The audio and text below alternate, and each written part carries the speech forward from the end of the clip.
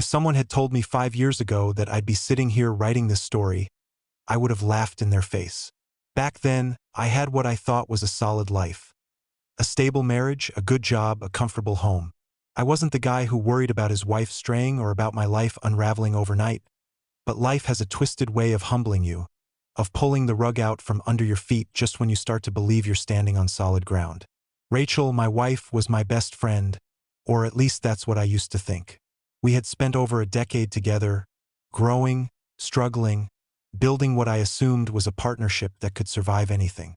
We met in college, fell in love fast, and got married before either of us had time to really question what we wanted out of life. Maybe that was the first mistake, assuming that love alone was enough. For the longest time, I didn't notice the signs. Maybe I didn't want to see them. Maybe it was easier to pretend that everything was fine than to admit that something had shifted. The late nights, the distant glances, the sudden need for independence. It all built up slowly, like a storm gathering on the horizon. And then one night, she sat me down at our kitchen table and dropped the bombshell. "I need space," she said, her voice eerily calm, as if she were telling me we were out of milk. I stared at her, trying to make sense of the words, trying to ignore the sinking feeling in my gut. "Space," I repeated. "What does that mean?" She sighed, brushing her hair back, looking at me like I was a child struggling to understand basic math. "I feel trapped, like I haven't really lived. I want to explore myself, my freedom, my options." I felt the breath leave my lungs. Options. That was a word I never expected to hear from my wife. Options meant choices. Choices meant she was considering something or someone else. I should have been angry. I should have fought back, demanded answers, begged her to stay, or screamed at her for even thinking this way after all we built together. But I just sat there, numb, staring at the woman I thought I knew, realizing that maybe, just maybe, she had been a stranger all along. That night, she packed a bag. She didn't cry. She didn't hesitate. She kissed my cheek like we were old friends saying goodbye at an airport. And then she walked out the door, stepping into her brand new life without so much as a second glance. I sat there for hours, staring at the empty space she left behind, wondering how a person could just wake up one day and decide that the life they had wasn't enough. But here's the thing about freedom. It's not always what you think it is. And Rachel, she was about to learn that the hard way. The first night alone was the hardest. I sat on the couch in silence, staring at the blank TV screen, listening to the eerie stillness of a house that had always been filled with life. The absence of Rachel's voice, the faint sound of her laughter echoing in the walls, felt like an open wound. I told myself I was fine, that this was just a phase, that she'd realize her mistake and come back before the end of the week. I left her side of the bed untouched, as if she'd walk through the door any minute, crawl under the covers, and tell me it was all a misunderstanding. But days passed, then weeks, and she didn't come back. I wasn't naive. I knew what space meant. She wasn't just out there rediscovering herself, taking long walks in the park, and meditating on the meaning of life. No, she was with someone, maybe multiple someones. The thought of it made my stomach turn, but I refused to let it consume me.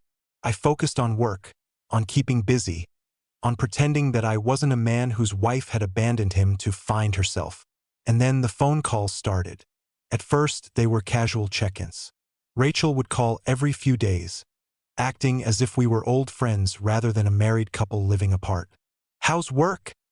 she'd ask, her voice light, as if nothing had changed. "Did you ever fix that leak under the sink?" I played along. I didn't ask where she was staying, who she was with. I told myself it didn't matter. Until one night when she called, sounding different. There was something in her voice, something hesitant. I'm seeing someone," she finally admitted. I clenched my jaw, gripping the phone so hard my knuckles turned white. There it was, the truth finally spoken aloud. "That was fast," I said, keeping my voice steady, though my entire body was screaming. She let out a small laugh, one that sent a cold chill through me. "I mean, I didn't plan it. It just happened." I swallowed the lump in my throat. "Right? Just happened." There was silence on the line, the kind that stretches for too long and makes you realize that the person on the other end isn't really your person anymore. "I just wanted to be honest with you," she finally said. Honest. The word almost made me laugh. Where was this honesty when she had been sneaking around behind my back? When she had been emotionally checking out of our marriage long before she packed her bags? But I didn't say any of that. Instead, I said, "Thanks for letting me know," and hung up before she could respond. I stared at my phone, my heart pounding, my stomach twisting in knots. I thought that would be the worst of it, that hearing her admit she had moved on would be the final dagger to the heart. I was wrong, because what happened next, that was when everything changed. I'd like to say I moved on right away, that I woke up the next morning with a clear mind, went for a run, hit the gym, and started a brand new chapter in my life like some self-help book would suggest. But that's not how it works. Not when you've spent over a decade with someone, building a life together.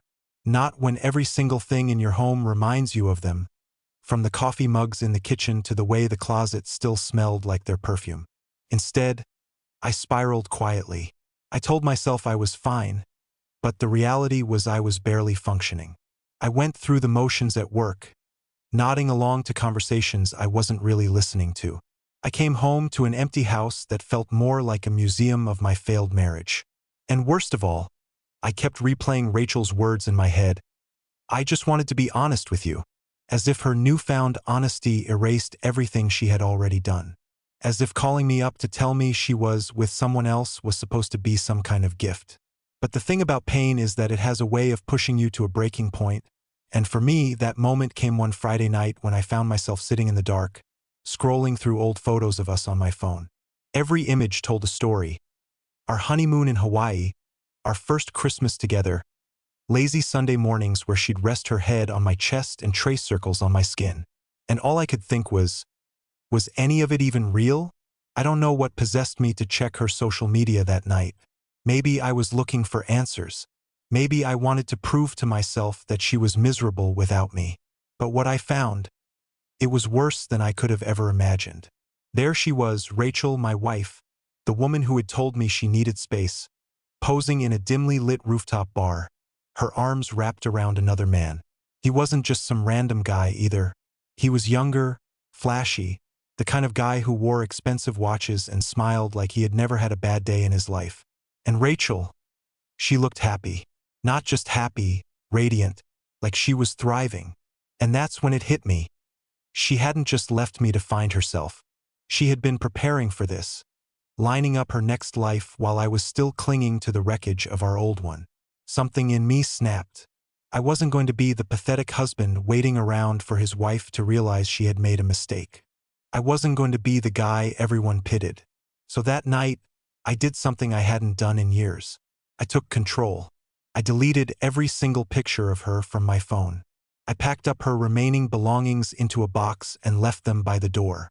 And then, for the first time since she left, I walked into our bedroom, tore off the sheets she had slept on, and threw them into the trash.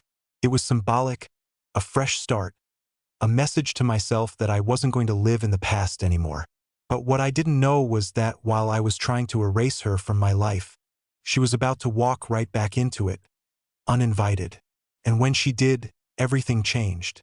It had been 2 months since Rachel left. 2 months of silence, of empty nights, of me forcing myself to accept the reality that the woman I had once built a life with had discarded me like a chapter in a book she no longer wanted to read. But despite everything, despite the late-night self-reflection and the slow rebuilding of my dignity, nothing could have prepared me for what happened next.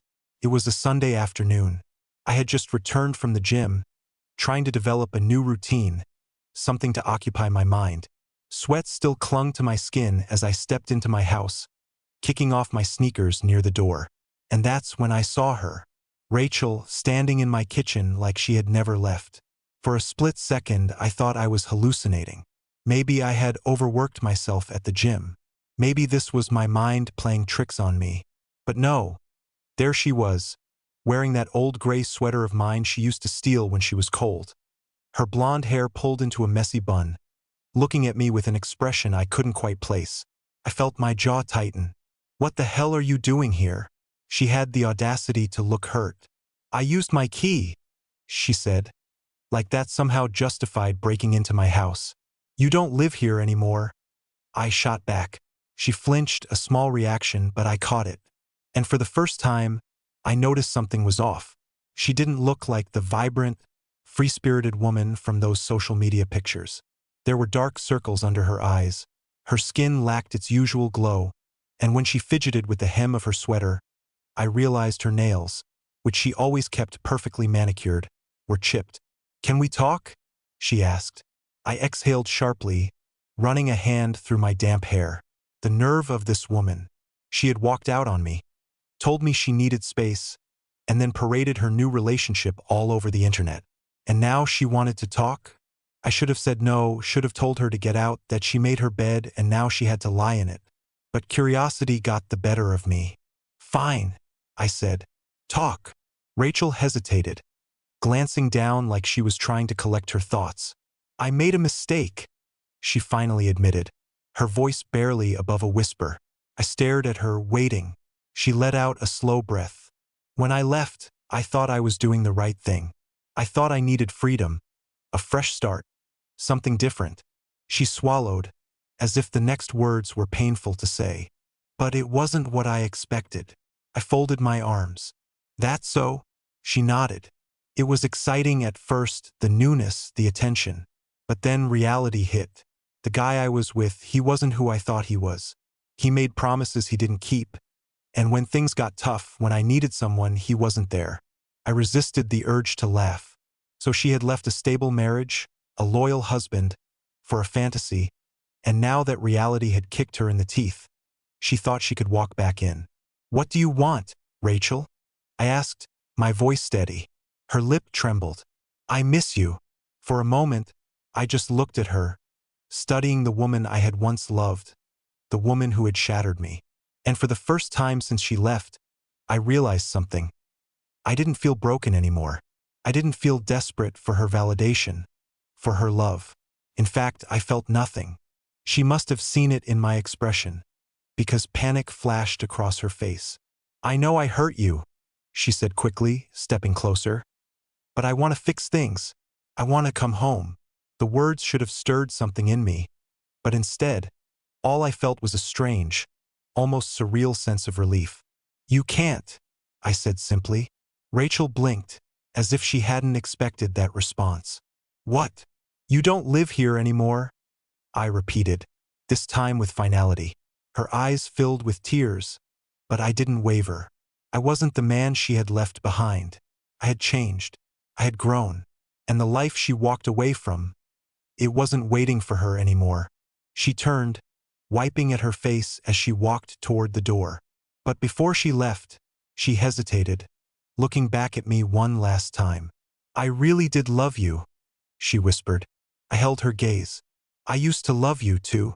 And with that, she walked out. For good this time. But what I didn't know was that Rachel's regret was only just beginning.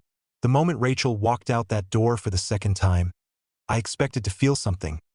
Sadness, anger, maybe even relief. But instead, all I felt was a strange sense of finality, like closing a book I should have stopped reading a long time ago. She had made her choice, and now so had I. Life didn't magically get better overnight, but something inside me shifted. I started focusing on myself for the first time in years. I reconnected with old friends, took on more challenges at work, and even picked up a new hobby: hiking. It was something I had always wanted to do, but Rachel never had the patience for it. At first, it felt foreign. I was so used to considering someone else in every decision I made that choosing what to do with my own time felt unnatural. But as the weeks passed, I started to enjoy it. I'd wake up early, drive out to some remote trail, and just walk. No phone calls, no stress, no reminders of the past. Just me, fresh air, and a sense of peace I hadn't felt in years. And then, just when I thought I had finally left Rachel behind, she found a way to pull me back in. It started with messages. At first, they were subtle, harmless even. "Rachel, hey, just checking in. Hope you're doing well." I ignored it. A few days later, "Rachel, I saw that you started hiking. You always talked about wanting to do that." That's awesome. Again, I ignored it. Then the calls began. At first, I let them go to voicemail, but after the fourth missed call in a single day, I finally picked up. What do you want, Rachel? I asked, keeping my voice steady. She hesitated. I miss talking to you. I exhaled. We don't need to talk anymore. I know, she said quickly. I know that. I just, I don't know how to explain it. It's like I thought I was making the right decision. But now every time I think about my future, I can't picture it without you. I pinched the bridge of my nose. Rachel, you left. You made it clear that you wanted space, freedom. Now you have it. Enjoy it. She was quiet for a moment before she spoke again, her voice softer this time. I was wrong. I could hear the emotion in her voice, the rawness of it, but it didn't move me the way it once would have. I don't know what you want me to say to that, I admitted. She sniffled. I don't know either. I don't want to lose you completely. I shook my head, even though she couldn't see me. Rachel, you already did. That should have been the end of it. But regret is a funny thing. It doesn't let go easily. Rachel wasn't ready to accept that she had lost me, and soon she would go to desperate lengths to try and change that. Weeks passed, and Rachel's attempts to reach me didn't stop. If anything, they became more frequent. I had ignored her messages, shut down her calls, and made it crystal clear that I had no interest in revisiting the past. But something about being ignored only seemed to push her further. One evening, I had just gotten back from a long hike, my muscles aching in the best way, my mind clear. I tossed my phone onto the kitchen counter, knowing there would be another message from her. But I wasn't expecting what I saw. It wasn't just a simple hey or another nostalgic plea. It was a full paragraph. Rachel, I need to talk to you. Please. It's important. I know I screwed up.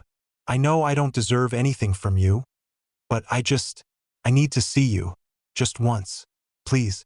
If you ever loved me, if you ever cared at all, just give me this one conversation. I exhaled slowly. She was playing the guilt card now. The thing is, I had cared. I had loved her with everything I had. But love doesn't mean you let someone walk all over you. Love doesn't mean you let someone tear you apart and then come running back when they realize the world isn't as exciting without you. I had been strong, but part of me was curious. What could she possibly have to say? Against my better judgment, I responded. Me, one conversation. That's it. She replied almost instantly. Rachel, thank you. Tomorrow, 7 p.m. The coffee shop near our old apartment. I hesitated, but then I typed back, fine. That night, I slept better than I had in months, not because I was excited to see her, but because I felt in control for the first time in a long time. The next evening, I walked into the coffee shop, half expecting to find the Rachel I had once known. The confident, composed woman who had left me without a second thought. But the person sitting at the corner table wasn't her. She looked different. Her hair, once meticulously styled, was now in a messy bun that didn't look intentional. She wasn't wearing makeup, and there were faint dark circles under her eyes. She was nervously stirring her drink, her fingers fidgeting, something she only did when she was truly anxious. I sat down across from her. All right, talk. She swallowed hard, looking at me like she wasn't sure where to start. Then she took a deep breath. I made the worst mistake of my life. I leaned back, crossing my arms. You've said that before. She winced. I mean it, though. She hesitated, biting her lip. I thought I was doing what was best for me. I thought leaving would make me happy. And at first, it did. I felt free. I felt like I had all these opportunities. But then reality set in. I didn't respond. I let her talk. She exhaled shakily. The guy I left you for, he was a fantasy. He made everything seem so exciting, so effortless. But it turns out he wasn't interested in me. He was interested in the idea of me. The second things got difficult, the second I wasn't this perfect, fun version of myself, he lost interest. I raised an eyebrow. So he dumped you? Her eyes flickered with pain. Not exactly. He cheated. For a second, I just stared at her. The irony was almost laughable. She let out a hollow laugh. Yeah, karma. right? I didn't feel sorry for her. I wanted to. There was a time when seeing Rachel in pain would have shattered me, but all I felt now was a strange detachment, like I was listening to a stranger tell me their problems instead of the woman I had once built a life with. She reached across the table, her fingers barely brushing against mine. I don't expect you to forgive me. I don't even expect you to care. But I needed you to know that I regret everything. I regret leaving. I regret hurting you. And I wish, more than anything, that I could take it all back. I pulled my hand away. But you can't. Her eyes filled with tears. I know. I stood up, tossing a few bills onto the table for my coffee. Take care of yourself, Rachel. She looked up at me, desperation flickering in her gaze. Is there really no chance? Not even a small one. I didn't even hesitate. No. And then I walked away. As I stepped outside, breathing in the cool evening air, I realized something. This wasn't just the end of my relationship with Rachel. This was the beginning of something new. And for the first time in a long time, I felt truly free. I thought that was the last of it, that Rachel's confession at the coffee shop was the final act in this twisted play. I had walked away, left her sitting there with her regrets, and I had moved on. Truly moved on this time. But regret doesn't just disappear, and Rachel wasn't done yet. A week after that meeting, I started noticing things, small and insignificant at first. A missed call from a random number, a car parked down the street that looked a little too familiar, a feeling, one I hadn't felt in a long time, that I was being watched. At first, I ignored it, chalked it up to paranoia. But then I started getting messages from mutual friends. Hey man, I ran into Rachel the other day. She asked a lot about you. Dude, is everything okay? Rachel's been, I don't know, kind of obsessed lately. She keeps bringing you up, asking if you're seeing someone. And then one night, I came home to find her sitting on my porch. She was curled up on the steps, hugging her knees, her face pale and tired. For a second, I considered turning around and driving somewhere, anywhere, just to avoid this. But I wasn't about to let her think she could just show up whenever she wanted. I parked the car, stepped out, and crossed my arms. Rachel, what are you doing here? She looked up, her eyes glassy. I didn't know where else to go. I sighed. That's not my problem. She winced as if the words physically hurt her.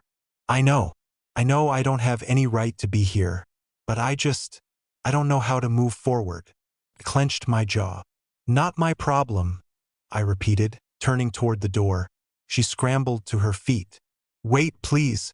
I stopped but didn't turn around. I messed up, she said, her voice barely above a whisper. I had something real, something solid, and I threw it away for nothing.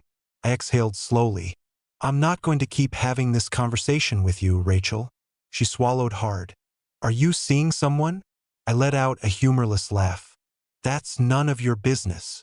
She blinked rapidly, as if trying to hold back tears.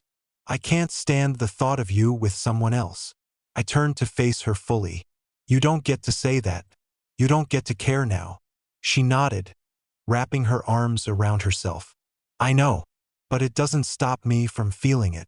I ran a hand through my hair. Rachel, what do you want from me? She hesitated. A second chance. I let out a slow breath, studying her. The woman in front of me wasn't the same Rachel I had married, and I wasn't the same man who had loved her. I can't give you that, I said, my voice firm. You made your choice. You wanted freedom, and now so do I. Tears slipped down her cheeks. So that's it. I nodded. That's it. She stared at me for a long moment before finally stepping back. I'm sorry, she whispered. I held her gaze. Me too. And then she walked away, this time for good. As I watched her disappear down the street, I felt something shift inside me. Closure. For the first time since this entire nightmare started, I knew I was truly free. After Rachel walked away that night, I stood on my porch for a long time, staring at the empty street, listening to the quiet hum of the world around me. And for the first time in what felt like forever, I wasn't waiting for something. I wasn't holding on to hope that she'd come back or that things would somehow return to the way they used to be. It was over. Completely, truly over. And I was okay with that. The next morning, I woke up feeling lighter, not in a dramatic, movie-like way, but in a quiet, undeniable sense of peace. It was strange how grief worked, how it wrapped itself around you like a fog, making you believe that nothing could exist beyond it. And then one day you step outside and realize the sun is still shining, the world is still turning, and you're still you. Maybe a different version, maybe a little bruised, but still here. And I wasn't just here, I was ready to start living again. I threw myself into my new life. Work became something I actually enjoyed instead of just a distraction. I started traveling, nothing extravagant, just small road trips to places I'd always said I'd visit one day. I even adopted a dog, something Rachel and I had always talked about but never actually did. Turns out, having a loyal companion who's always excited to see you is life-changing. I reconnected with people I had lost touch with over the years, friends who had been there for me, but whom I had unintentionally pushed away when my world fell apart. And somewhere along the way, I met someone new. Her name was Olivia. She wasn't like Rachel. She didn't make grand promises or try to sweep me off my feet with some whirlwind romance. She was steady, kind, and real. We met at a bookstore of all places. She was struggling to reach a book on the top shelf, and I happened to be tall enough to help. One conversation turned into two, which turned into coffee, which turned into something that felt easy, natural. I didn't rush into anything. I wasn't looking for a rebound, and I wasn't trying to fill the void Rachel left behind. But as the months passed, I realized that Olivia wasn't just someone I liked spending time with. She was someone who made me want to be better, someone who made me excited about the future, not just nostalgic for the past. One evening, as we sat on my porch watching the sunset, she turned to me and asked, "Do you ever think about her?" I knew who she meant. I took a deep breath, then shook my head. Not in the way I used to. She smiled, resting her head on my shoulder. Good. And it was. Because the truth was, Rachel had been a chapter in my life. A long one, a painful one, but just a chapter. And now I was writing a new one. One that wasn't defined by heartbreak or regret, but by growth, happiness, and the simple joy of moving forward. I had loved, I had lost, and I had come out the other side stronger than I ever thought I could be. Rachel had chosen her freedom, and I had finally found mine.